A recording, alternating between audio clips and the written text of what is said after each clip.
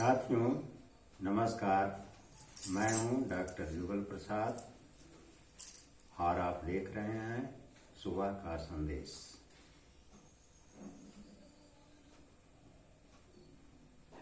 आज मैं प्राणायाम बताने जा रहा हूं।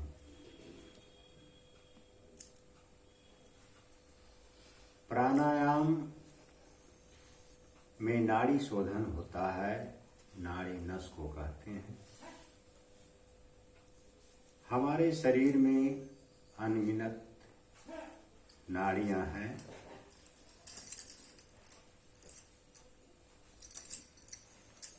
लगभग 72,000 नाड़ियों का गणना किया जाता है।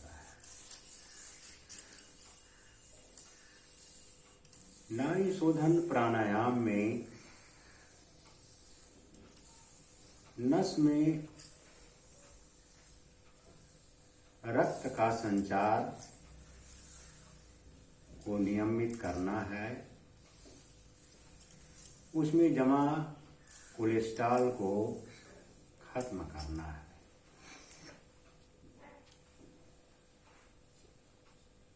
नाड़ी शोधन प्राणायाम को अनुलोम विलोम ये कहते हैं। ये 4 प्रकार से किए जाते हैं, जिन्हें हम बारी बारी से बताएंगे। आज हम 2 तरह का अनुलोम विलोम बताएंगे। आप इन्हें अच्छी तरह से देखें, समझें और करें, क्योंकि जैसे तैसे करने से हमें लाभ के बदले हानि होती है। प्राणायाम में हम सुखासन पर बैठ जाते हैं। बाएं हाथ को बाएं घुटने पर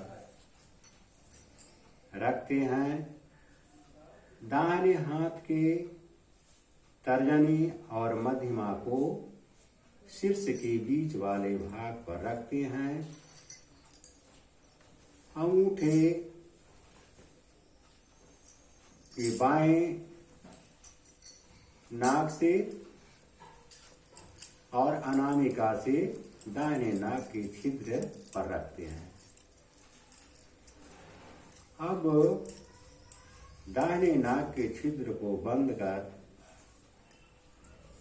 बाएं नाक के छिद्र से श्वास सामान्य रूप से लेते और छोड़ते हैं। बीच में किसी तरह का रुकावट नहीं डालते हैं।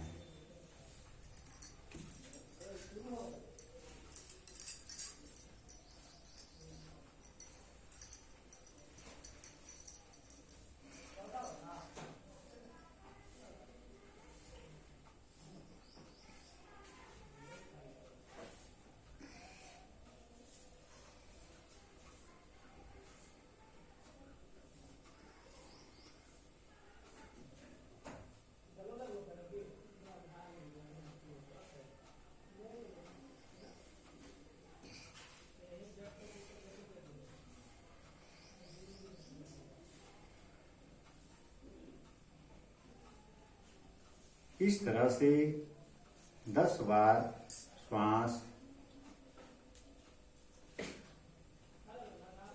लेने और छोड़ने के बाद अनामिका से बाएं नाक के छिद्र को बंद कर अंगूठा हटाकर दाहिने नाक के छिद्र से 10 बार श्वास लेते और छोड़ते हैं।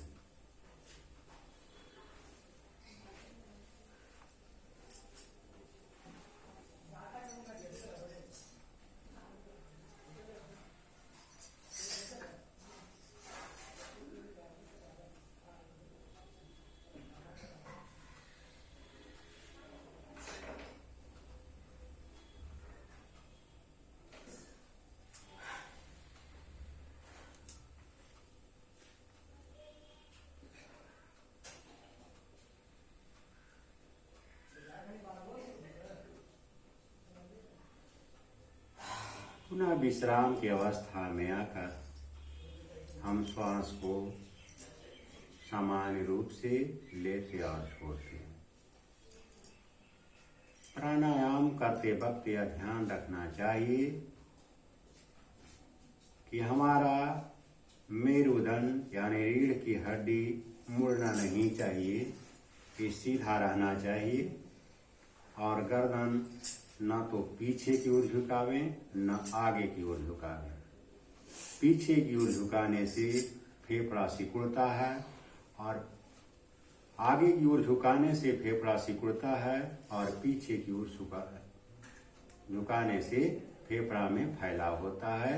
इसलिए ध्यान हमें रखना चाहिए कि सामान्य रूप से रहे।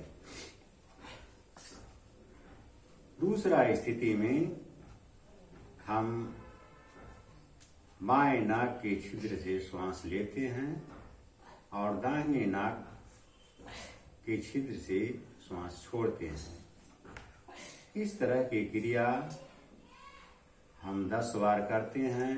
पुनः दाहिने नाक के छिद्र से श्वास लेते हैं और बाएं नाक के छिद्र से श्वास छोड़ते हैं। हमें ध्यान रखना है कि बीच में श्वास नहीं रोकना चाहिए। श्वास रोकने की क्रिया अलग होता है, उसके लिए प्राणायाम, उसे अंतरकुंभक कहते हैं। इस तरह से तर्जनी और मध्यमा को शीर्ष पर रखते हैं और अनामिका अमूर्छ से नाक के छिद्र को बंद करते हैं। अब हम अनामिका को हटाकर बाएं नाक के छिद्र से श्वास लेते हैं और दाहिने नाक के छिद्र से श्वास छोड़ते हैं। पुनः दाहिने नाक के छिद्र से श्वास लेते हैं और बाएं नाक के छिद्र से श्वास छोड़ते हैं। इस तरह की क्रिया हम 10 या 15 बार करते हैं।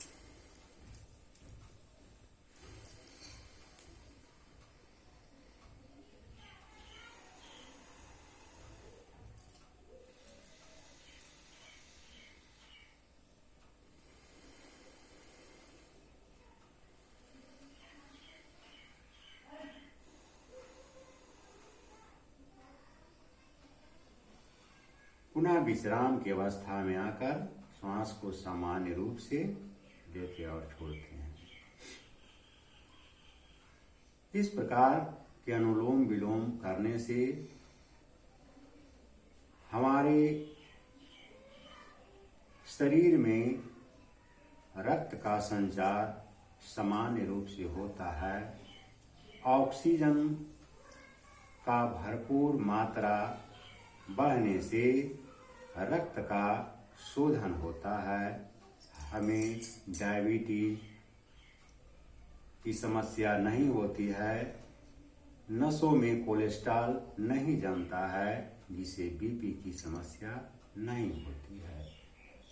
आशा है आप इसे ध्यानपूर्वक पहले देख लें, उसके बाद प्रयास करेंगे।